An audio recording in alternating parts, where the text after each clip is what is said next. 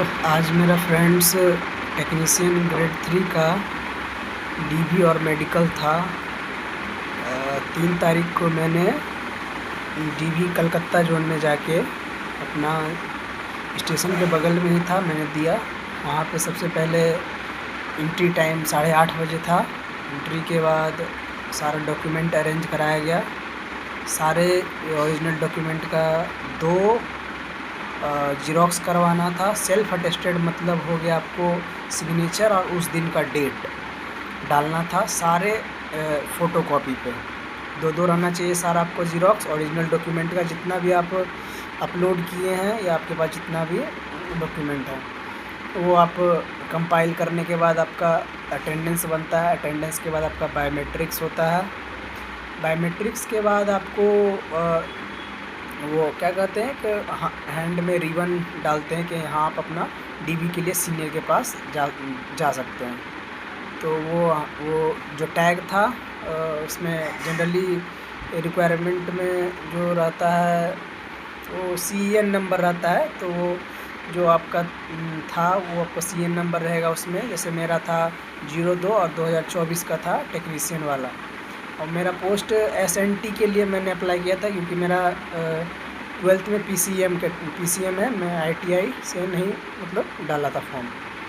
उसके बाद मुझे दूसरे रूम में जाने के लिए कहा जाता है, जिसमें कि सीनियर बैठे रहते हैं। उनके साथ एक कंप्यूटर ऑपरेटर भी रहते हैं कि वो सारा चीज़ क्रॉस चेक कर देते हैं। वो सारा सीनियर करीब 15 से 20 मिनट मेरा सारा ओरिजिनल डॉक्यूमेंट चेक किए। 10th का मार्कशीट, 12th का मार्कशीट, सर्टिफिकेट, और मैंने ग्रेजुएशन वाला भी उसमें डाल रखा था। तो ग्रेजुएशन का तीनों पार्ट का मार्कशीट और पासिंग सर्टिफिकेट डाल रखा था। कास्ट सर्टिफिकेट जो अप्लाई करने समय डाला था। और उसके बाद जो लेटेस्ट में SC ST फॉर्मेट का या OBC का या जो भी आपका हो उस फॉर्मेट में आप रेलवे का जो फॉर्मेट रहता है उसमें आप बना के सेंट्रल फॉर्मेट में आप वो जमा करना था। और जो नया बना रखे हैं वो भी आप वहाँ पे लेके जाके उसका ज़ेरॉक्स दे सकते हैं। सारा जो डॉक्यूमेंट के साथ आपको 2-2 ज़ेरॉक्स रखना था। वहाँ पे दोनों जमा हो जाता है। जमा होने के बाद आपका जब डॉक्यूमेंट सही होगा वो आपको मतलब जाने को कहेंगे। वहाँ पे करीब आपसे 10 से 15 जगह सिग्नेचर और left thumb impression, right thumb impression लगवाएंगे सामने में। आपके आइडेंटिफिकेशन मार्क जो होगा, जो आपको फिलअप नहीं करने बोला होगा जब आपने कंपाइल किया होगा डॉक्यूमेंट, वो वहीं पे सामने में उस ऑफिसर के सामने में वो आप बताएंगे कि यहाँ पे मेरा आइडेंटिफिकेशन मार्क है। वहाँ पे आपको वो अपलोड करवाएंगे, मतलब वहाँ पे 2 जो स्पेस खाली रहता है वहाँ पे लिखवाएंगे और सिग्नेचर वहाँ पे करवाएंगे। उसके बाद जब आपका हो जाएगा तो वो बोलेंगे आप जा सकते हैं। वो बाहर आप जब जाइएगा बोलेंगे आप बाहर बैठिए। जब करीब आधे से ज़्यादा लोगों को हो गया तब तक वो आगे प्रोसेस हो चुका था। तो वहाँ से एक स्टाफ आते हैं, बोलते हैं आपका नाम बुलाएंगे। और वहाँ पे वो एक इन्वेलप जो आपने इन्वेलप में 3 फ़ोटो और अपना नाम, रोल नंबर डाला था मेडिकल के लिए, उसमें आपका एक मेमो बना के देते हैं कि आपका इस जोन में आपका कौन सा हॉस्पिटल अलॉट हुआ है मेडिकल के लिए। तो वो मेडिकल के लिए आपको वो जो स्लिप है वो दे देंगे। आप बोलेंगे कि आप इतना बजे मतलब 9 बजे खाली पेट वहाँ पे जाके वहाँ पे अपना मेडिकल करवा सकते हैं। तो नेक्स्ट डे मेरा मेडिकल था BR सिंह हॉस्पिटल में था, कलकत्ता में, सियालदह के आसपास में, सियालदह स्टेशन के बगल में ही है। तो वहाँ पे मैंने अपना मेडिकल के लिए करीब मैं 8 बजे ही पहुँच गया था। 8:30 बजे रिपोर्टिंग टाइम कह रखे थे, लेकिन मैंने 8 बजे पहले पहुँच गया। हर हॉस्पिटल में करीब 8 से 9 बच्चे गए थे क्योंकि टोटल कैंडिडेट 50 से 60 थे। तो 5-6 हॉस्पिटल में सबको इक्वली डिवाइड कर दिया गया।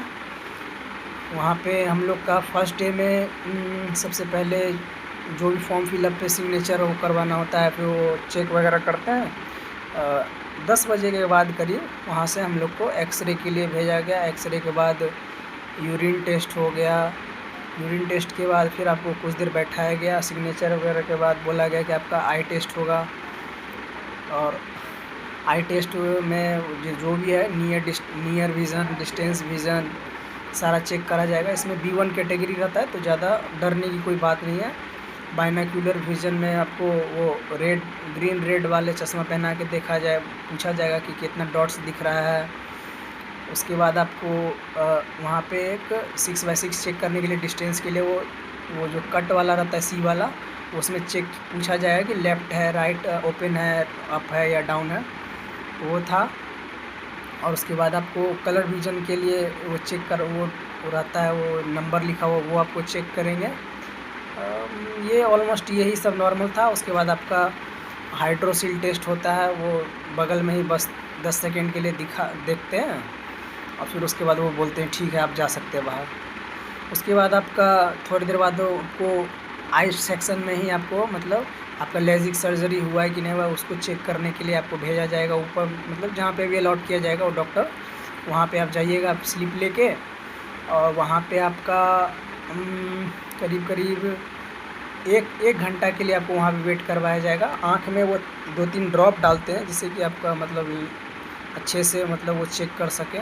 और आँख में दवा डालने के बाद वो कहते हैं कि बंद रखना, नहीं अगर नहीं बंद रखोगे तो अगर मेडिसिन काम नहीं करेगा तो आपको नेक्स्ट डे बुलाया जाएगा।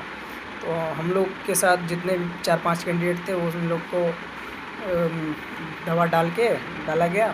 उसके बाद थोड़ी देर बाद बुलाया जाता है, फिर वो मशीन से वो अपना आँख को ऊपर नीचे लेफ़्ट राइट बोलने करने के लिए वो अपना चेक करते हैं, मुंह को प्लेस करने मशीन में। फिर एक दूसरे सेक्शन में भेजा जाता है, दूसरे रूम में, इसमें कि वो एक लेंस लगा के चेक करते हैं। एक उनके जो मशीन रहता है उसमें एक लाइट रहता है, वो चेक करते हैं कि वो सही है कि नहीं।